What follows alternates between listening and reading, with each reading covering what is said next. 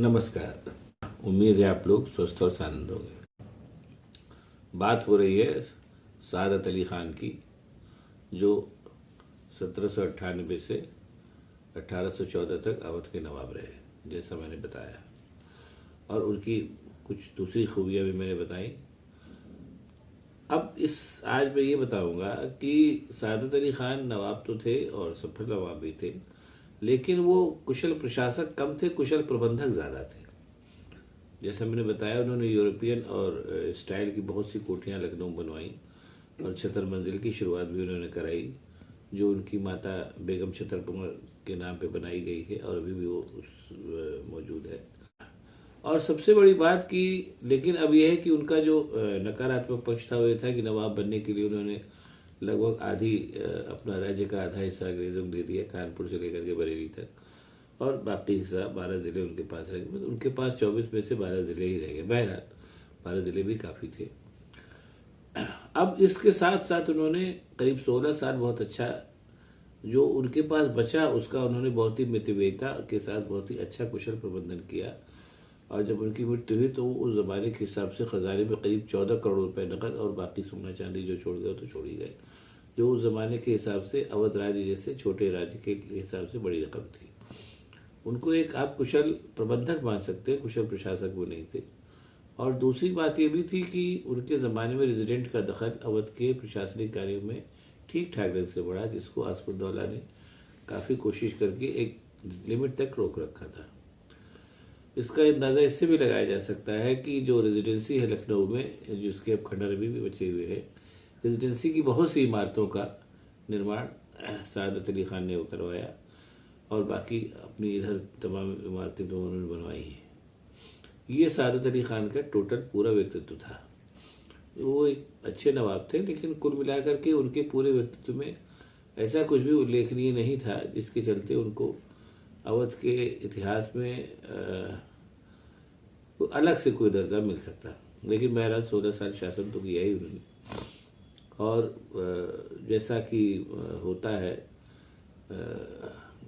उस समय की नवाबी में बहुत सी कमियां थी और उनके रिश्तेदारों और जो उनके मिनिस्टर्स वगैरह थे, इन सब ने मिल करके उनकी हत्या कर दी, जिसके कोई स्पष्ट प्रमाण तो नहीं मिलते हैं, लेकिन इस बात के तमाम परिस्थितिजन्य प्रमाण मिलते हैं कि सादत अली ख़ान को जहर देकर के मार डाला गया, जिसमें अंग्रेज रेजिडेंट की भी भूमिका बताई जाती है।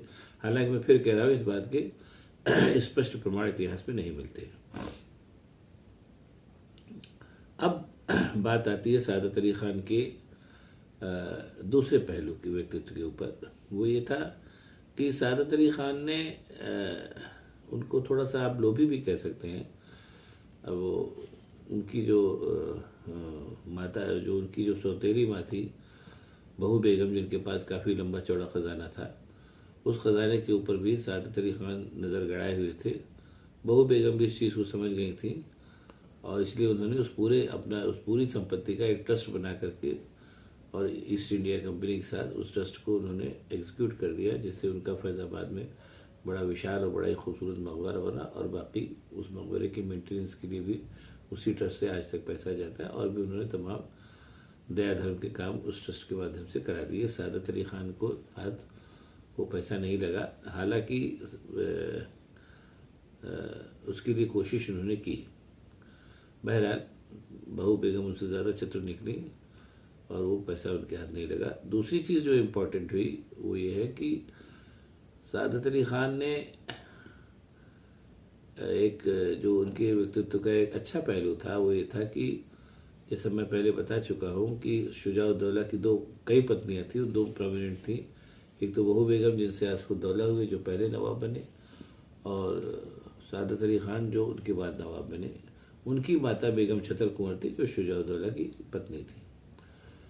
और इस बहू बेगम के बारे में ये विख्यात था कि उनको अपनी बाकी जो सौतें थी या जो थी उनसे उनको बहुत ही स्नेह नहीं था, होना भी नहीं चाहिए था, और उनको तरह तरह से अपमानित भी करती थी। लेकिन बहरहाल जब सादत अली ख़ान नवाब बने तो उन्होंने बहू बेगम के मर्तबे को भी बनाए रखा। और वो जब यहाँ फैज़ाबाद से लखनऊ आती थी तो चिनाट कोठी में उतरने के बाद, चिनाट कोठी में कुछ दिन आराम करने के बाद फिर लखनऊ आकर के अपने सुनहरे बुर्ज में रोका करती थी। सुनहरा बुर्ज अब नहीं पाया जाता, वो ख़त्म हो गया। गदर में, लेकिन बहरहाल सुनहरे बुर्ज का उल्लेख मिलता है। तो कुल मिलाकर के अगर देखा जाए तो सादत अली खान एक कुशल प्रशासक के तौर पर तो नहीं याद किए जाते हैं, लेकिन हाँ कुशल प्रबंधक के तौर पर उनको ज़रूर याद किया जाता है, क्योंकि उन्होंने जो भी 12 ज़िले उनको मिले उसका उन्होंने बहुत ही अच्छी तरीके से संचालन किया, उसके जो हित के लिए जो वो कर सकते थे वो किया, और अंत में खजाने में भी वो काफ़ी रुपया छोड़ करके गए, जिसके चलते उनके बाद जो उनके बेटे गद्दी पर बैठे गाज़ीउद्दीन हैदर, जिनको बादशाह का भी खिताब मिला, गाज़ीउद्दीन हैदर की अंग्रेज़ों ने खूब चापलूसी की, क्योंकि उनको मालूम था कि पिताजी जो उनके हैं सादत अली खान, वो खजाने में 14 करोड़ रुपये छोड़ करके मरे हैं, और उस 14 करोड़ की रकम में से करीब 3-4 करोड़ रुपये अंग्रेज़ों ने गाज़ीउद्दीन हैदर से ऐंठ ली और कुछ टेरिटरी भी ली, ऐसा भी इतिहास में आता है। सादत अली खान के कुल मिला के 10 लड़के थे और लड़कियां भी थीं। उनमें से उनके बड़े लड़के गाज़ीउद्दीन हैदर सादत अली खान के बाद नवाब बने। गाज़ीउद्दीन हैदर के बारे में जो मैं अब अगली बार अवध कथा की अगली किस्त में बताऊँगा।